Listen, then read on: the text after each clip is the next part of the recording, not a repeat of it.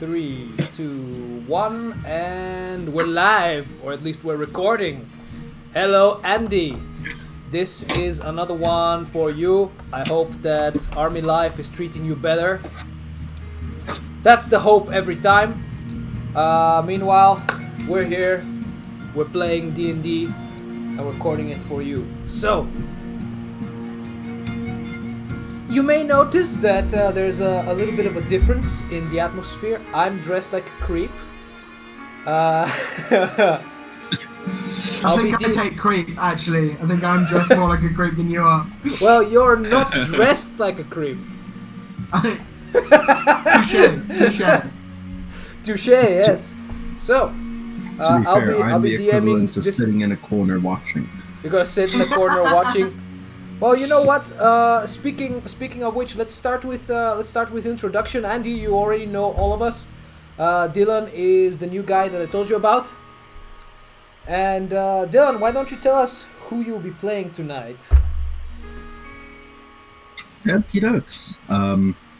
Bringing to the table Rho Kappa Sigma, the Warforged artificer who has been traveling the local area, mostly for the intent of finding those all-important components to make his suits of armor/skin just that little bit better.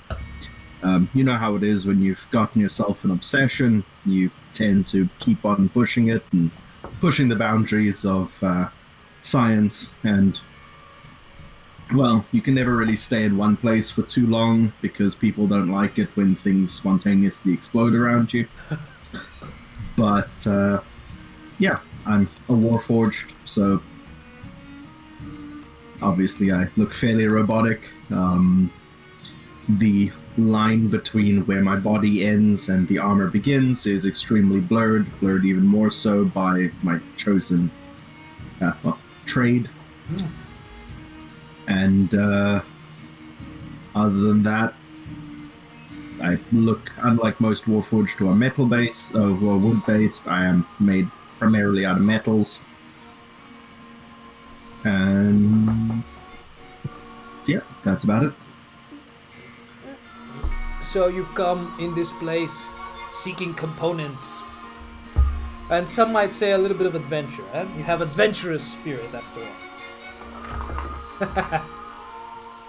Speaking of this place, maybe one thing that I should mention about where the campaign is going to take place. This is going to be in the Forgotten Realms, near the forest of Cormanthor, the former kingdom of Mistranor, the place that was once ruled by the noble high elves. The action is going to take place outside of a town called Hillsfar, actually a city called Hillsfar, and the heroes will be solving problems for the local lord. You'll be dealing with goblins, and tell you what, when you're dealing with goblins you need a strong arm. And the one with the strongest arms is Harry, or Harry's character. Why don't you tell us a little bit about Asgood Forebiter. No, Foebiter. Corner. Standing 6 feet 10 inches tall, weighing 551 pounds, fighting out of the Belshire Badlands, stands Asgood Foebiter. Barbarian. Lost his honor during the Great Purge and is fighting his way to get back to his home and picking up a lot of blood along the way. Good. Speaking about the Great Purge, this is something that I mentioned in the background that I gave you guys. Hillsfar, the town, has a checkered history, a past that is mired by strife and conflict, and the Purge is one of the things that occurred here. The people of Hillsfar call it with many names: the Purge, the pogroms, the genocide. And it was, in fact, a genocide. The former leader of Hillsfar was, in fact, a very... he was Wizard H-Word. And he had a law And this law was only humans are allowed, which means that it was enforced rather strictly. The person who followed that guy was even stricter, and he actively killed anything that wasn't a human. Now the city has been opened up. It's become more progressive in recent years, mainly because those crazy people were overthrown by a coalition of adventurers and let's say diverse, mostly non-American members of all the different races. Now, one of the reasons that such a thing happened was because of the fear that the humans had of the elves that came to replace the high elves of the forest. These certain elves that came to dwell here after the fall of the Elven Kingdom were not very savory people. In fact, they were drow elves, who are known as the most vicious among the Elven people. However, not known as the most vicious among Elven people, or perhaps known as the most fastest gun in the West, is Bruno's character, Alero Shadowhand. He's got a gun! So, Bruno, why don't you tell us about Alero? Alero is the name, and I'm here about the money.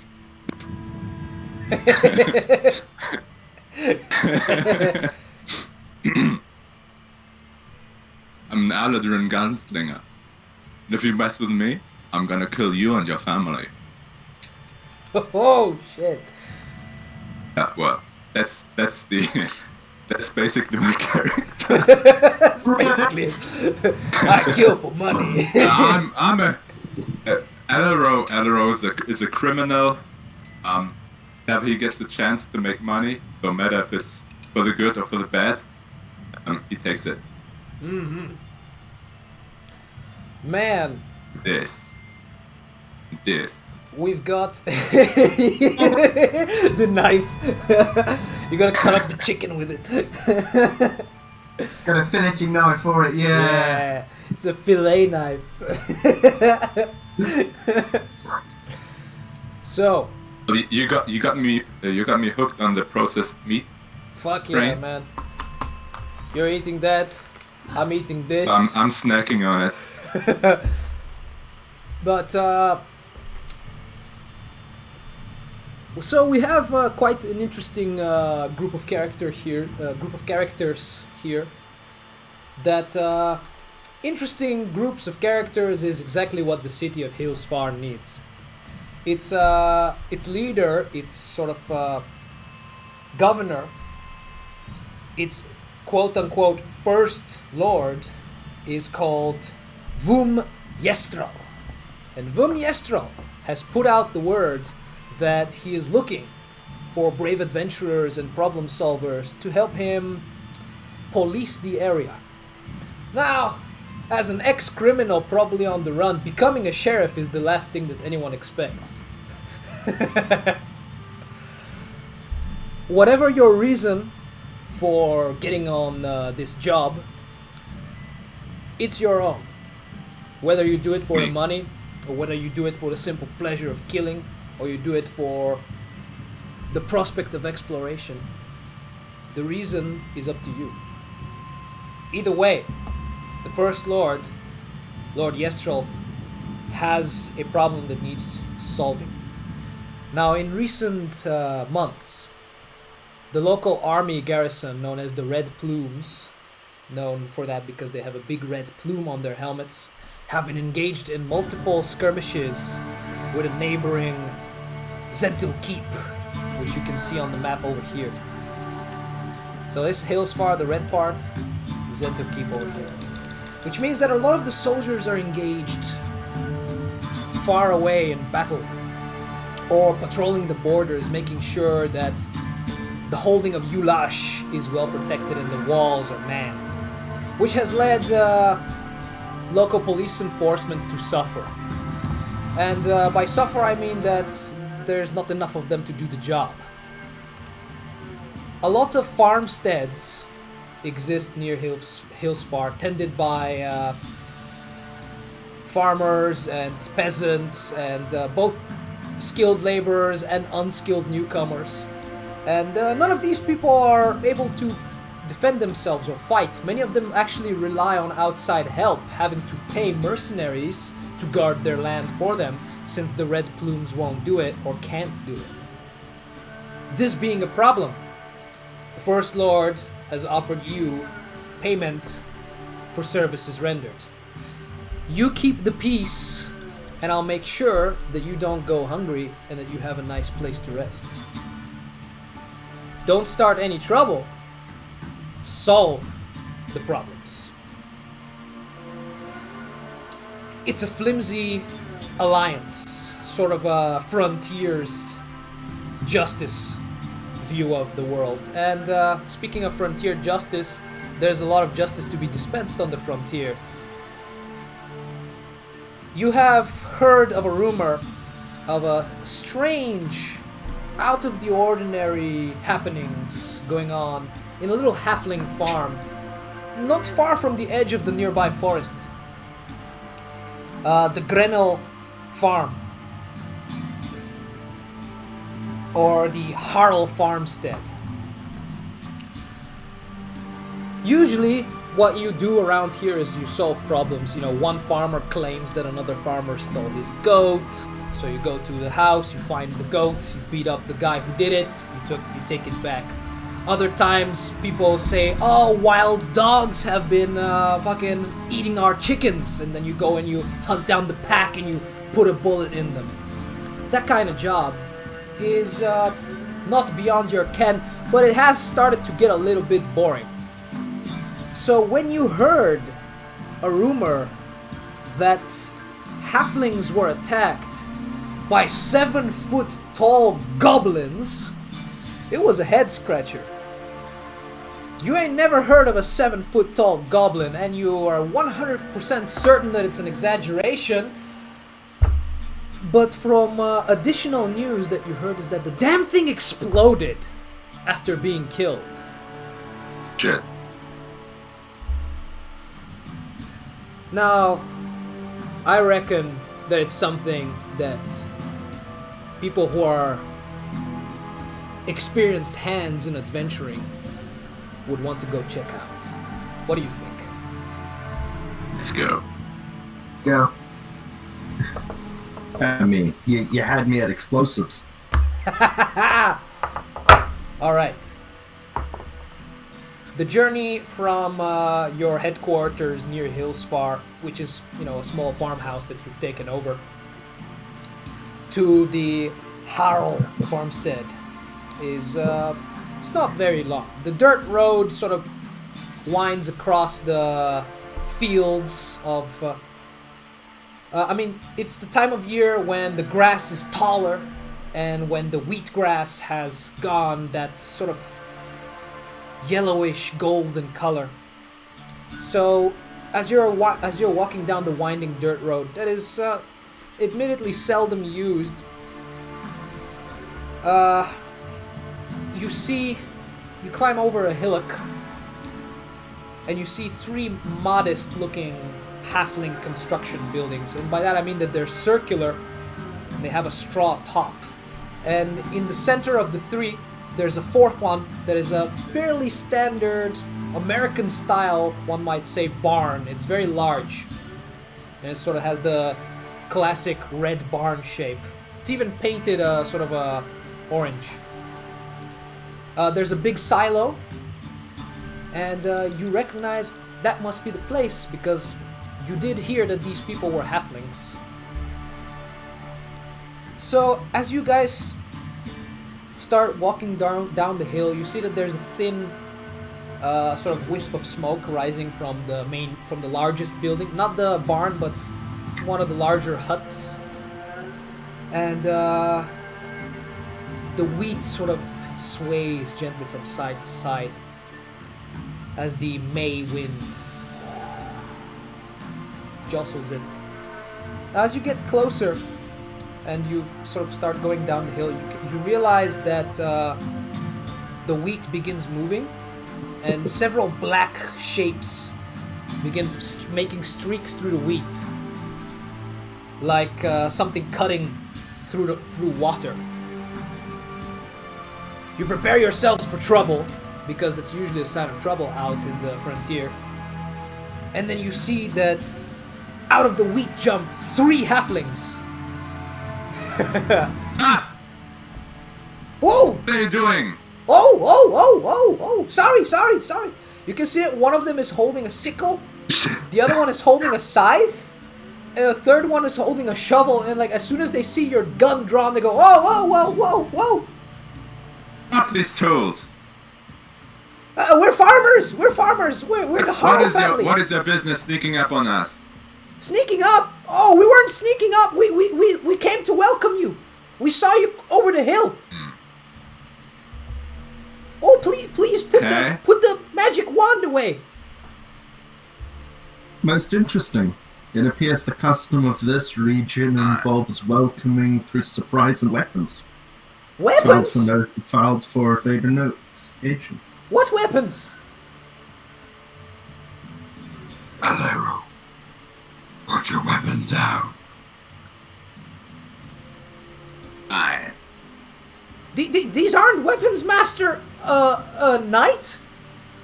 The little halflings sort of look at you like, okay, this guy's a knight. He's wearing so much plate armor. They don't even realize like that you're anything else.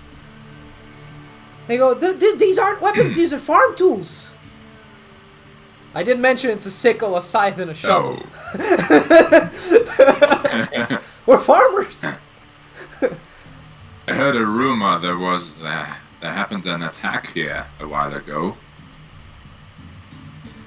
Yes, it did happen. It did happen a Right. while ago. Actually, it happened not too long ago. It was 3 days. No, it was 2 days ago. No, it was 3 days ago now, because it happened on the night of the previous day, so that's 3. Doesn't But matter. the day starts when we Matter. wake Shut up, not when... Whoa! Okay. What's with the magic wand, wizard? Tell me right now, what happened? What do you know about it? Why don't you come with us? We weren't ones that saw it actually happen, but the old man in the farmstead actually did. He'll tell you everything. Show us, little ones. Follow us. Now, old Gretel hasn't been feeling so well after the attack, you see. We don't know exactly what happened, but old Mima says that our guard, what's his name? Let me find the name. I have it on a note here. Crap. Why does this always happen? Let's call him Honey. Our guard Honey fought with one of them long'uns, and he got punched up real bad, and he drove his sword through one of them, thinking, I've won now, and then boom! It was so loud we didn't even know what was happening. We thought thunder had come, but there were no clouds in the sky, so it couldn't have been thunder. So we walked outside. We sees a bunch of blood and everything, and there's old, there's the old man. He's injured, and the guard's bloody leg's missing. It tore his leg right off his body. Horrible stuff. Sounds like bullshit to me. Well, What have any exploding goblins 7 feet tall? I gotta What's say, that if about? it had happened to anyone except the family member, I'd say it was bullshit too. It's the guy without legs now. But he's dead. We buried him in the yard. No saving him, unfortunately. But is any of you a healer, perhaps? Yeah, I mean, define healer. Well, Gretel Jr. is not doing much. He's not doing very well. We think that his wounds are, pretty bad, and Mima's taking care of him and giving him the old tea, but it's not helping very much. Honey's dead, though, so I guess he's a little bit better off. But we think Riedel's not gonna make it. Well, I can take a look. I make no promises. Worst case, we amputate Oh. and I give him a new prosthetic. Oh, you can? Oh, wonderful. I'll take you right to the farm. Let's hurry up. You can see that they get excited, so they start going a little bit faster. And these are halflings. They're like short, rotund creatures. They're not wearing any shoes. They got hairy legs that take care of themselves. Like they're like almost made of leather. Speaking of leather, they are wearing like pigskin jackets and little linen clothes and everything. And most of them, their belts are even made out of rope. So like they're really poor people. They're not like super rich. They're just peasants, straw hats and like one of them smoking a straw. And they sort of get to the farm, and you can see that there's at least 11 more of them. And as soon as they see you, they all got like their little farming equipment. They go, oh wow, oh Longans have come, oh they come to help us. And they get real excited and they want to get close to you and see you, and they haven't seen a person like you before, Dylan Rowe. Like someone who has so much armor that they can't tell where the armor stops and a person begins. And they take a special interest in looking at Azguth's huge muscles. And like, wow, he's impressive. I bet he can kill 2 goblins with one swing of his sword. They don't even know the difference between whatever weapon you have and a sword. I believe you have a big old axe, though. I do. Speaking of which, why don't you guys describe yourselves? Then we can give Andrew a little bit of a better image. Let's start with you, Harry. What does he look like? He's got kind of pale green skin. He's standing 6'10", giant of a guy. He is absolutely colossal. He is built like an absolute tank. Kind of short black hair. Kind of you got like the front teeth here, sort of out like fangs like a half-orc wood, but not a fork. They're not this big. They kind of are just a little bit protruding. So he's got a little bit of an underbite, and he talks like this. You gonna be doing the voice all night? Hell yeah, I commit to this shit. That's gonna get real tiring, real fast. Yeah. So if at any point you feel uncomfortable, I think all of us will be okay if you. Fair enough. I had to take this thing off. It's a little bit too warm for it. So it's Yes. gone. What is he wearing? What clothes is he wearing? He's got any wearing armor?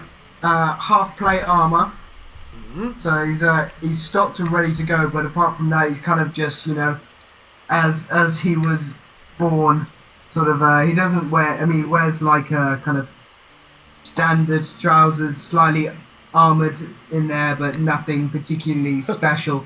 The main special thing about him is the fact that he's fucking colossal. All right. He couldn't find any clothes to fit him that would be like embellished. He's just kind of that just finds he could take whatever he could get in that size. All right. Well, what's a little Shadowhand wearing? Oh, imagine a cowboy. This cowboy hat and two like belts or stripes of leather with bullets in them. So that's the way he carries his ammo. Bandoliers. Yes, exactly. And carrying on each side of his hip, a revolver each, and a katana on his back. Strongly armed guy. His clothes is contrary to the picture on Roll20. He is wearing dark clothes. So none of this beige and red. Edgy boy. It's more like brown and black. Yeah. Yeah, one thing that's contrary guns. to my character is the fact that my axe is serrated rather than like clean, like normal Serrated blade. axe. Holy shit. It gets Gonna snagged hit on the somebody. enemy. Tears the flesh rather than cut it. Exactly. Brutal. Oh well, Ro. Kappa, Sigma. What are you dressed like? Yeah, dressed not necessarily wearing much in the way of traditional clothing per se. I do have on sort of like a more of a not a yeah like a bit of a half robe type thing. Keep the chassis from getting all muddy.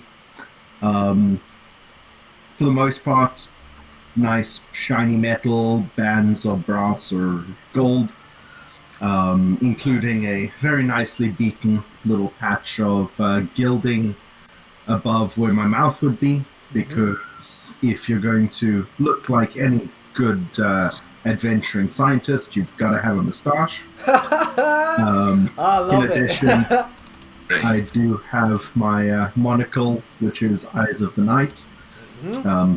Well, it's a confused item for Eyes of the Night to give me dark vision. And I walk around with a belt, with a small satchel on my belt that is generally speaking the infused item for a bag of holding.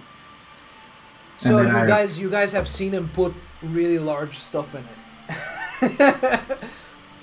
Yeah, and then like my armor is gems all over the place. Kind of the eyes are purple gemstones. Ooh.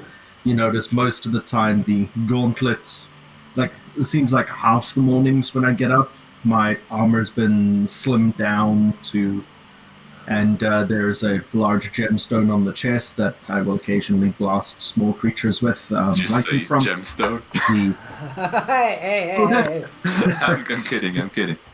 Then every time I see him eyeing it up too much, the next morning I wake up looking. The next morning I look substantially beefier with a pair of large crackling power fists with gemstone knuckle dusters that seem to emit thunder cracks every time I smack them at things. Bruh, that's a lot of tech stuff. Techno magic. That good shit. I'm prepared. Well equipped for adventuring. This group is. So. It just sounds like the Fallout Power Fist with a lot of embellishments on it. I mean, honestly, the armor subclass is basically, do you want to turn your armor into Iron Man armor? If the answer is yes, do it. Okay. Cool. So. Right now, the sun is sort of high in the sky. Excuse me. It's midday. The weather is nice and it's warm but also breezy. There's a nice breeze coming from the Moon Sea. It's not far from here. And the weather is nice. Like I said. Here in the farm, it smells like a farm. There's a smell of earth. There's a smell of animals. You can hear a bunch of birds like chickens and turkeys. You can also hear halflings talking a lot. There's got to be at least 9 children looking at you, amused.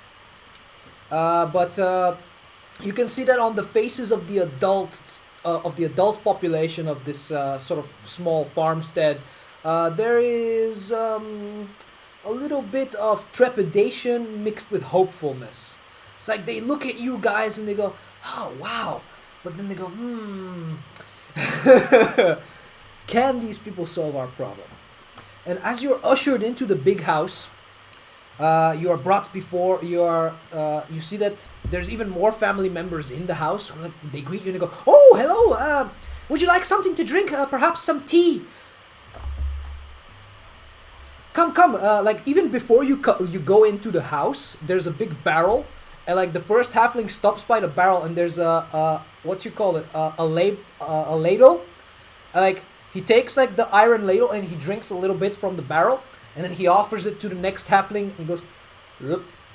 And like the first 3 that are leading you, they take a sip from the ladle, and then the last one offers it to Alero, who's the closest one.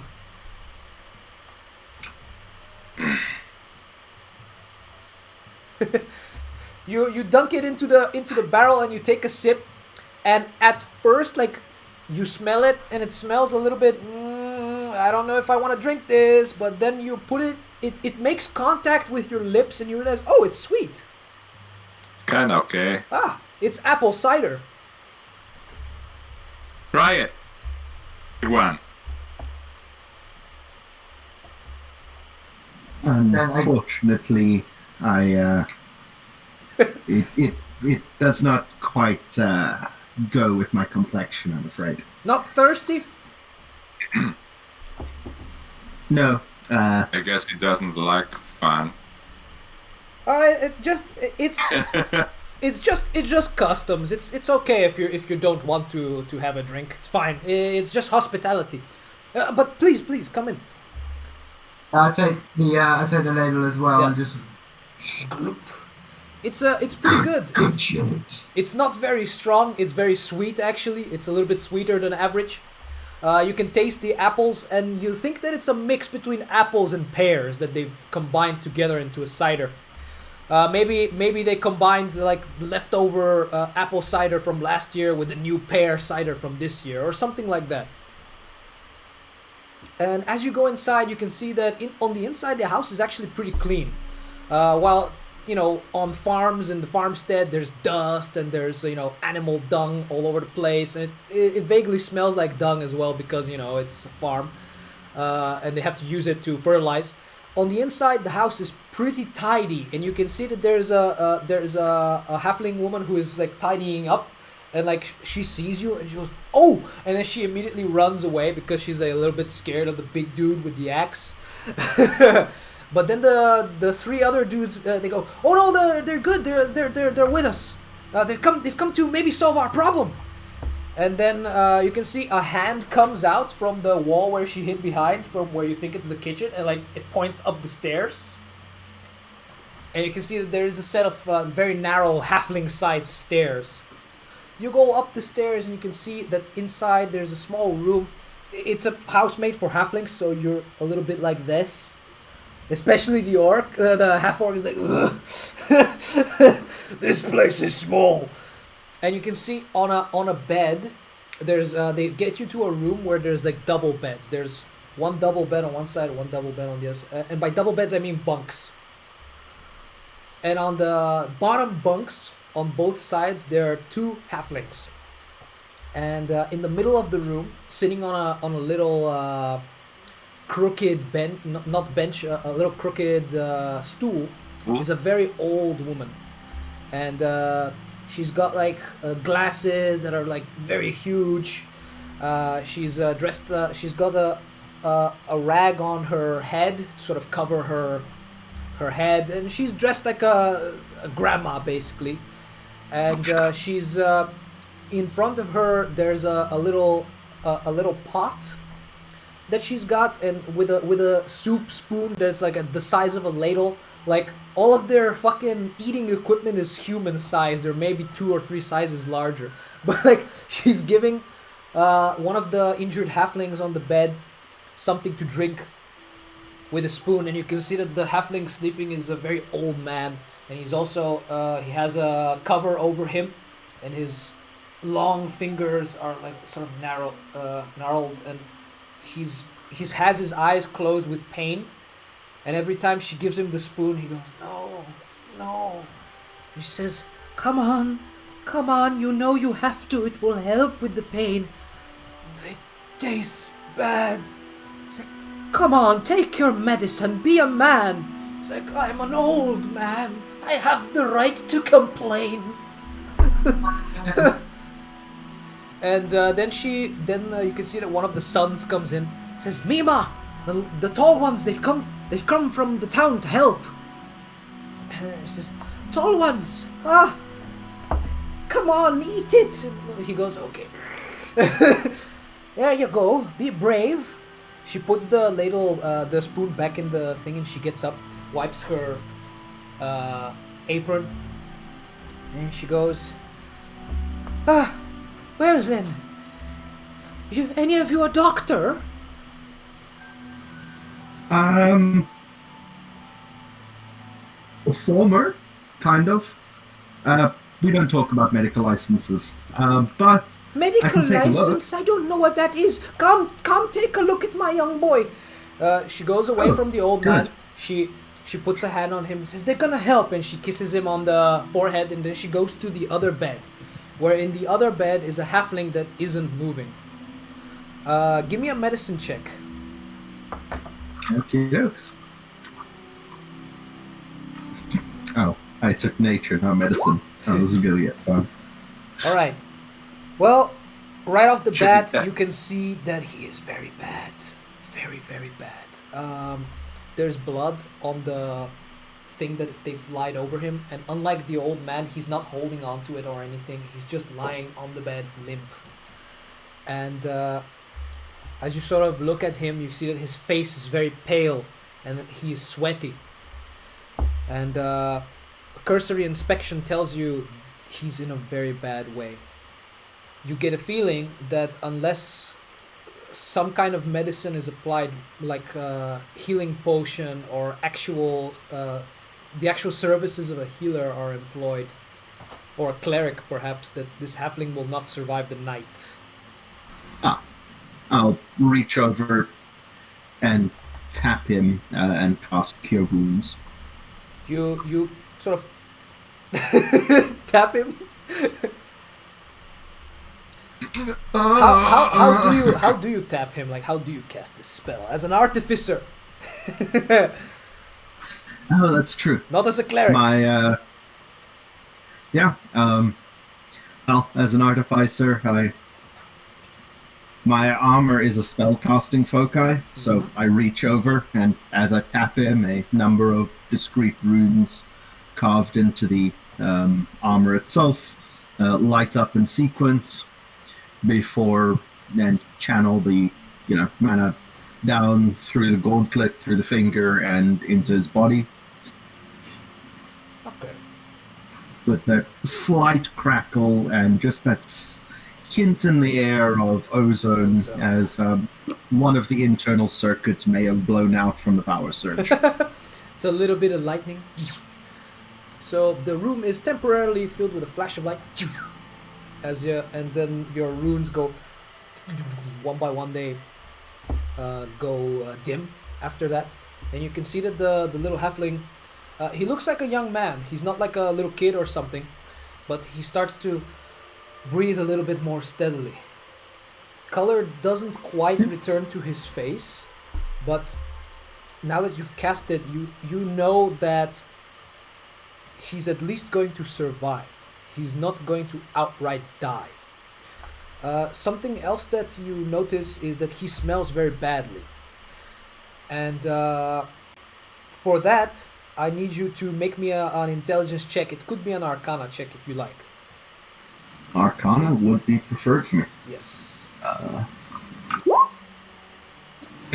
Okay. that it's much. Not that it's better, but So, you don't quite understand, like your sensors, your smell sensors are detecting familiar readings. But right, since you just cast the spell, you can't quite get an accurate reading on what could be wrong here. But also, you've just introduced a little bit of ozone into the chemical composition of the air around this halfling. And you think to yourself, perhaps further investigation is warranted, but for now, he'll live. wonderful. I will go back to patting my shoulder where there's that thin wisp of burnt out electronic smell coming as I need to quickly pull out a small set of tools and begin trying to fix one of the small silver wiring You hear elements that the burnt old out. man. You hear the old man in the bed go. and then and then the old lady says, "What was that? What did you do, lad?"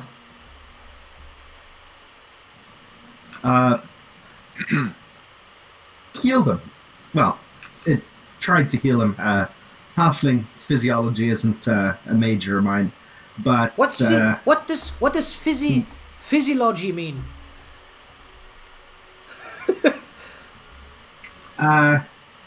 Well, it means Little for a body, small no sum of work. money, we can meal your husband and make your husband feel better. Him, says the old man. Says, it means he's a wizard. Says, oh, now you're good enough to talk? Says, yes, I think I am a little bit better, actually. Oh, come here, wizard. You just not a wizard, actually. Technically speaking, wizard is a distinct subcategory of spell. Whatever, you don't care. Stop your magic babbling. You know I don't understand your wizard language. Come close, I want to have a look at you. I will step closer. Still complaining slightly about misidentification. He goes to adjust because his glasses, but he then realizes he's not wearing any glasses. It's like, my glasses may have exploded, but I can tell a man made of metal when I see one. What are you on about? A man made of metal? He's not a man. He's not a man. I mean, by that he is, I don't know. He's a toy. But you know the ones. No, I don't know the ones. You know, the metal men, the ones that march up and down. She goes, oh. She goes silent for a little bit. She says, no. He can't be. She says, oh, yes, he can. Yes, he can. Young metal man. Thank you for saving my boy. I feel better now. My name is Grenell. Where did you come from? All of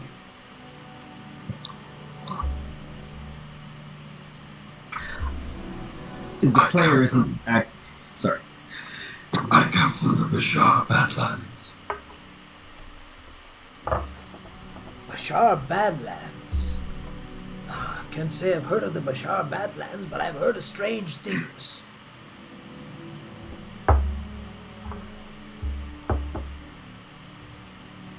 Well, I've seen some strange things as well. Quite recently, actually. You've come here for the attack, haven't you?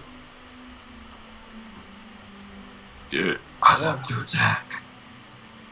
Well, my boy saw it better than I did. He was way closer to the action and way closer to poor Nickel, who's dead now. But, Nickel, he was a big, burly man, and he was a fighter. We hired him to protect the farm from thieves and raiders and goblins, since the local law isn't able to do that. And he was a good man. He had driven away wolves, wild dogs. Once or twice he talked some ne'er-do-wells to just turn right the other way, but I've never seen him, and I never thought that he could be bested in battle. Man was a bear of a man. Almost as big as you. He points at the man from the battle. Almost, yes. Well, he didn't have your tusks for sure. But,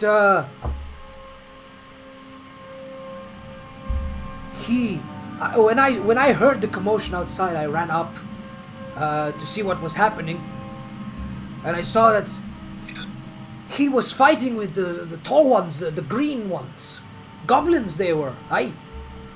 Big long noses, pointy ears, 4 feet tall they were. You ever seen a goblin that was 4 feet tall before? First time I laid eyes on one. The damn thing nearly killed me. Well, killed poor Nickel. He ran him through with his pokey thing. Big stick with a knife on top of it. Whatchamacallit, a spear. Ran him through. Thing exploded. Showered him with green blood, and, well, I was close by, and me boy was close by, so we got injured pretty badly, and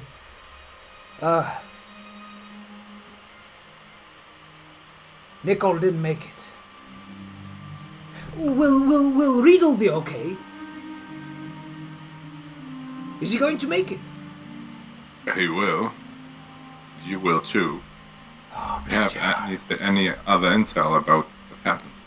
Intel? We can hunt this down. Well, I don't rightly know what intel means, but we took that old intel and we threw him in the barn. What's left of him?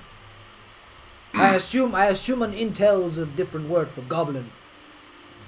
So we have what's left of them out in the barn. There was more than one. Nicol killed at least 2 of them. And then, well, you know.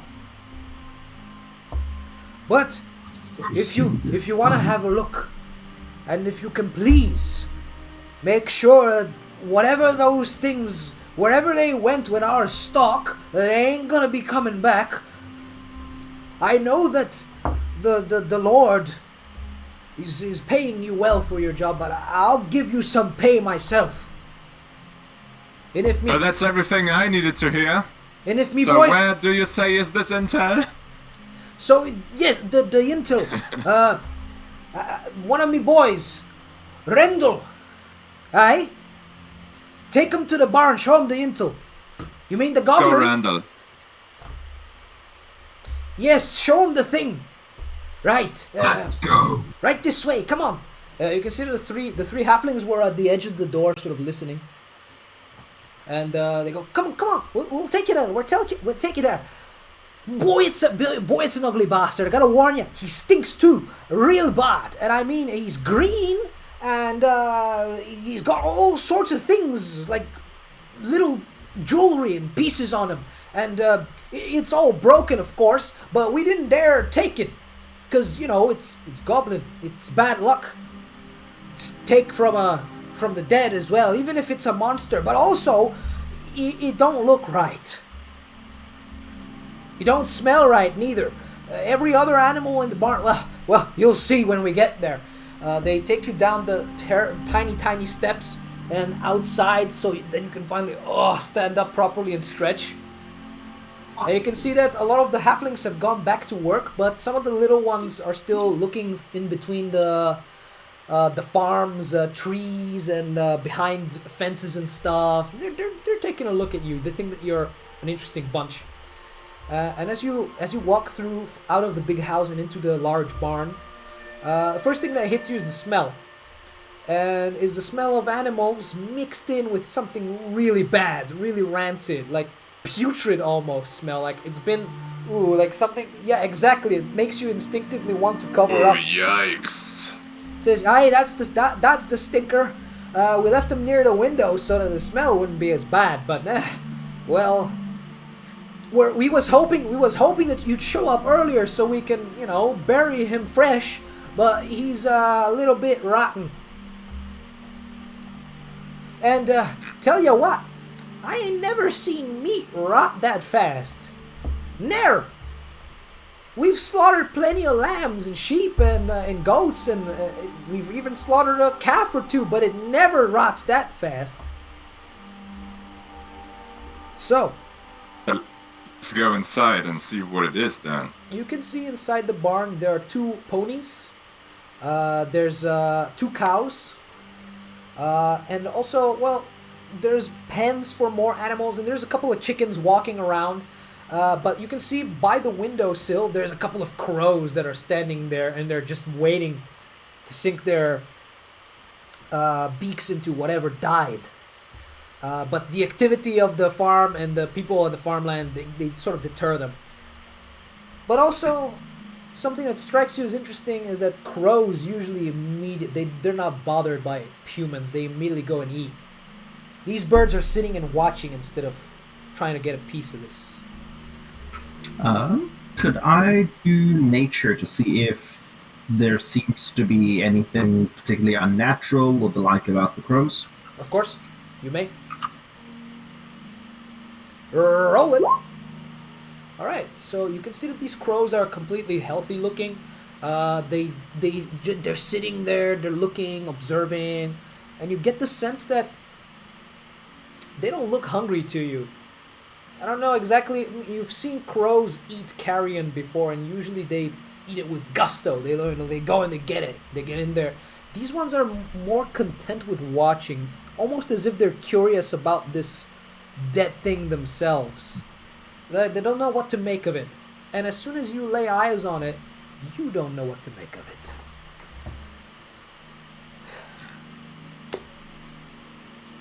Upon a cursory look, you realize that there's nothing ordinary about this goblin. First of all, it is nearly 4 feet tall. It's got disfigured features. I mean, goblins are already disfigured enough, but this one's particularly disfigured. You know, one of its eyes is larger than the other one. It's got like insect mandibles sprouting from the side of its face. Its fingers have turned a sort of a reddish color. It doesn't look... It's grown like spiky protrusions on its fingers, and it's got a bunch of bottles that are just embedded in its body. Bottles full of weird green liquid. And it stinks. It stinks like it's decomposing from the inside. And in fact, its belly is a little bit more inflated. And you can see that he's got all these glass bottles attached to his body that seem to be attached to his body with scar tissue. And wherever there's a bottle, the muscle underneath is huge, like super enlarged. And he's got all of these tubes running from these bottles he's got a big one on his back. He's got tubes running all the way down to his legs and everything. And its veins are like almost glowing on the inside. This strange green liquid that's found in the vials and bottles. It looks So creepy he's as on fuck. steroids. Yeah. I would like to try and retrieve a bottle or two from it. Okay. Oh my god. You also notice... Actually, give me an Arcana check. Yeah, it goes. Holy shit. Whoa! Okay. Nice. The smell in here, your sensors pick up, is very similar to the smell that you smelled on the injured halfling. You can smell chemical burns and alchemical reagent smells, and as soon as you try to remove the thing, and you do need to use a knife or something to get it out of there, when you try to get the bottle off, all of the liquid spills out on top of the muscles and starts reacting with the flesh. And you can see that the flesh starts mutating and changing almost. Huh. You guys Nice think we particular. can make Esgath even bigger? Look down at the bottles, look up at us. Do you consent to any unknown side effects? I'm sorry, Harry, I didn't hear you. You said something? Keep that shit away from me. Keep it away. What was your question, Dylan? I don't think I had one. No, I was Turtle's a barbarian and asking him if he consents to any unknown side effects as I was contemplating whether or not we can use it as a infusion or some other enhancing method. You have no idea what these things are. But with a fucking crit on Arcana check, I would say that you have a pretty good idea that these things are highly mutagenic. Highly mutagenic. And it seems that this poor goblin has been subjected to some kind of experiment.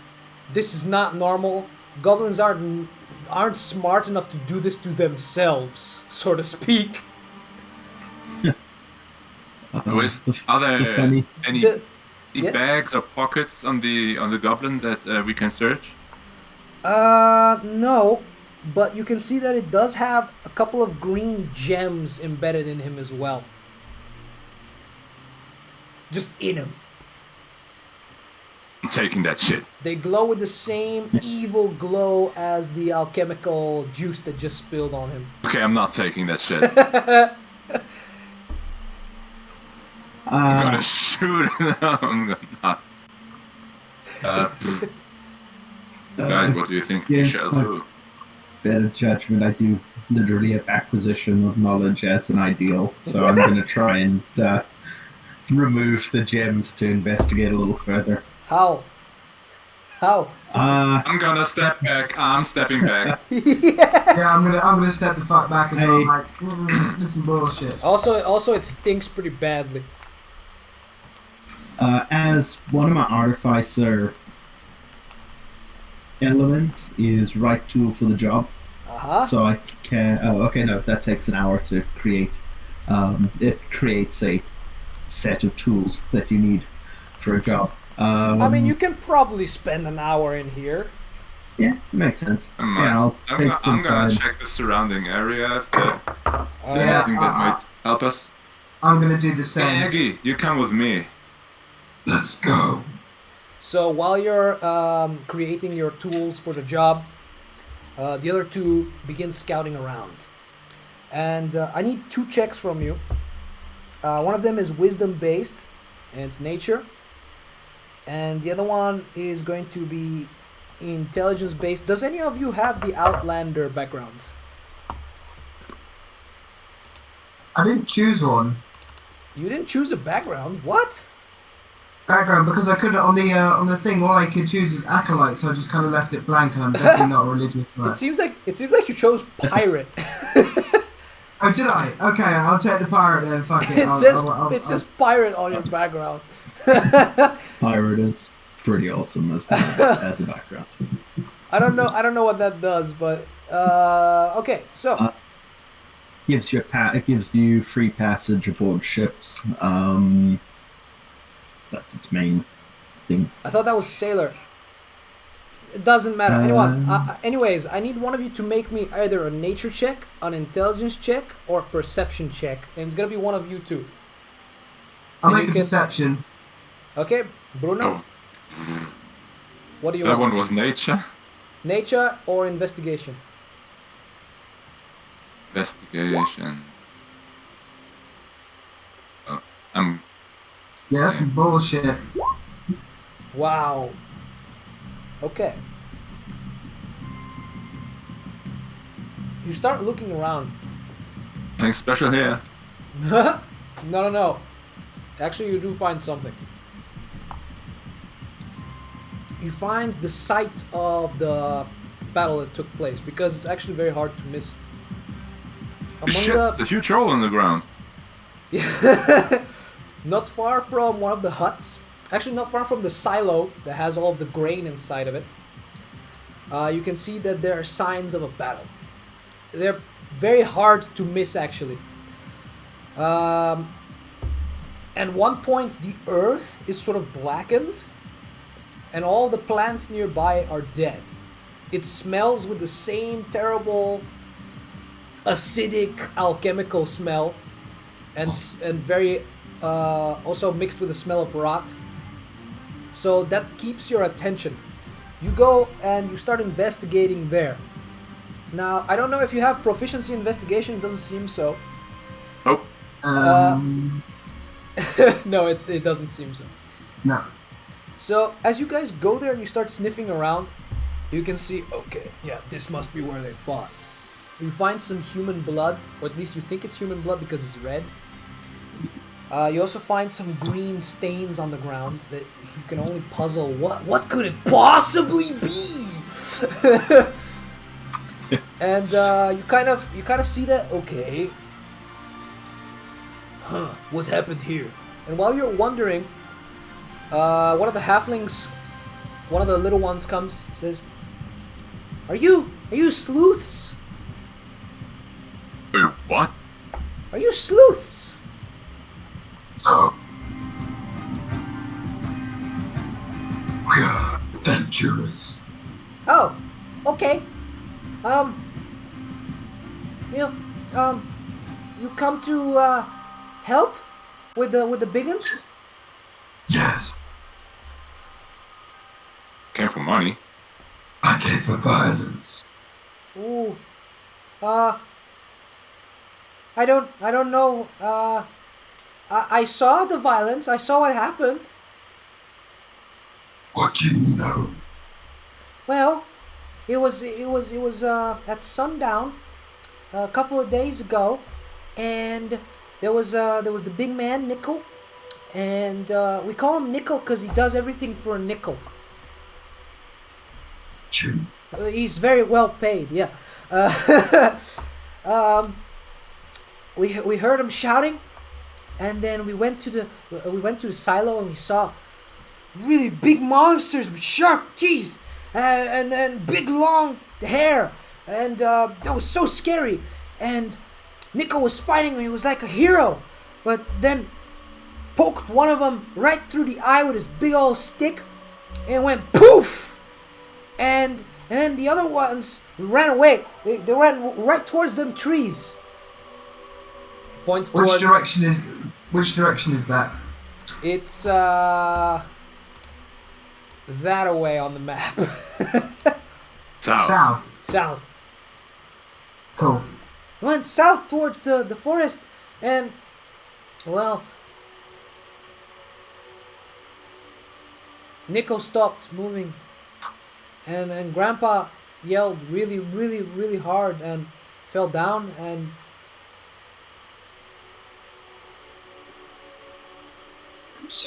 Nico was a man of honor.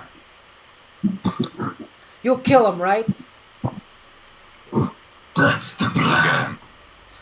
You gotta go get them. They're nasty. Bad people. They made Nickel dead. I will Did use any axe weapon? to split their skulls. They had big sticks and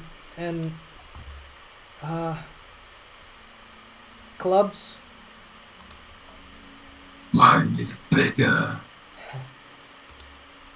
Yeah. Okay. You'll get them. You should go get them. They were pretty big. I don't think that people as big as them, I don't think that they walk really softly. Are they bigger than me? No one's bigger than you. You're the biggest one I've ever seen. No. Then they will feast on my axe. Yeah. Feast. I like feasting, but you know, it's not a good idea to feast after something bad happens.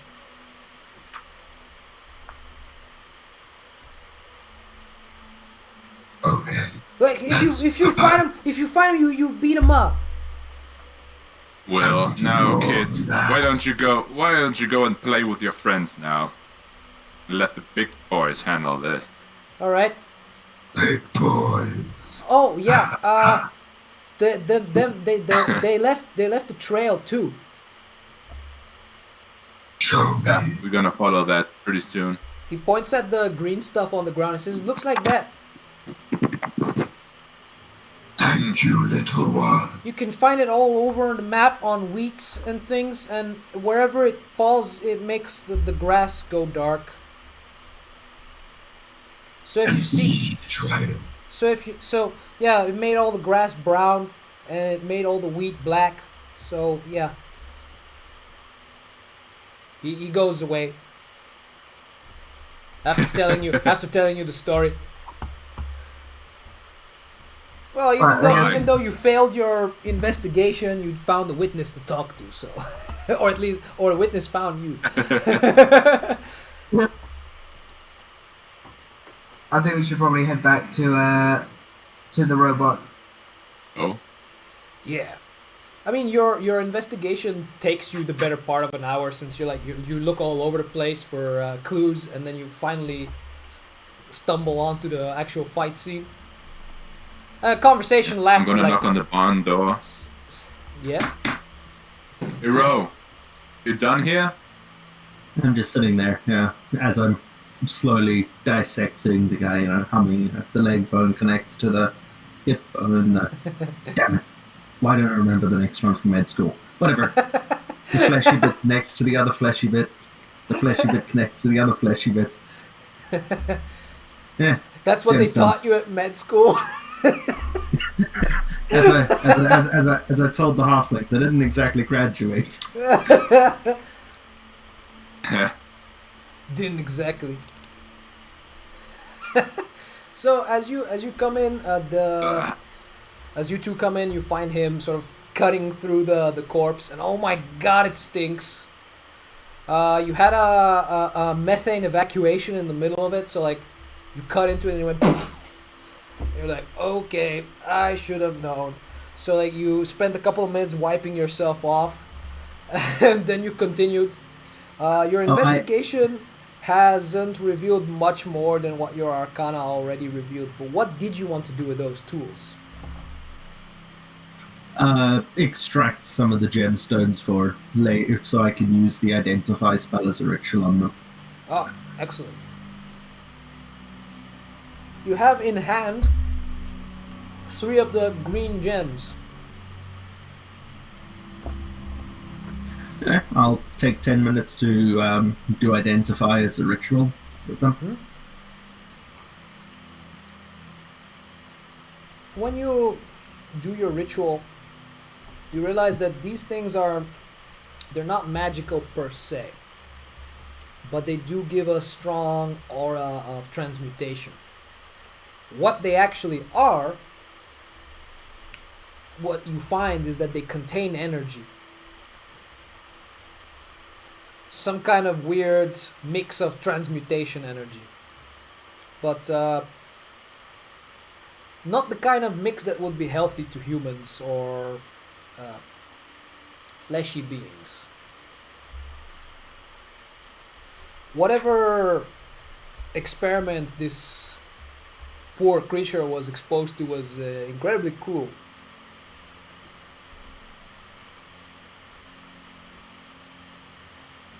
Is there anything we need to get from this creature that Ro hasn't already got?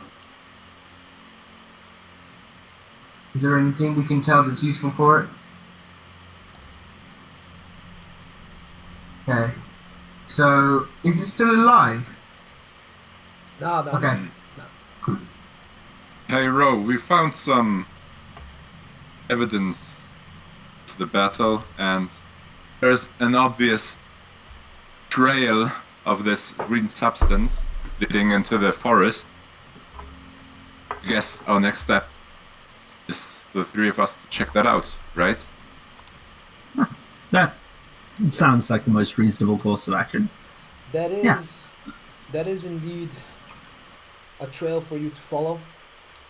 And 1 hour has passed since you began this investigation.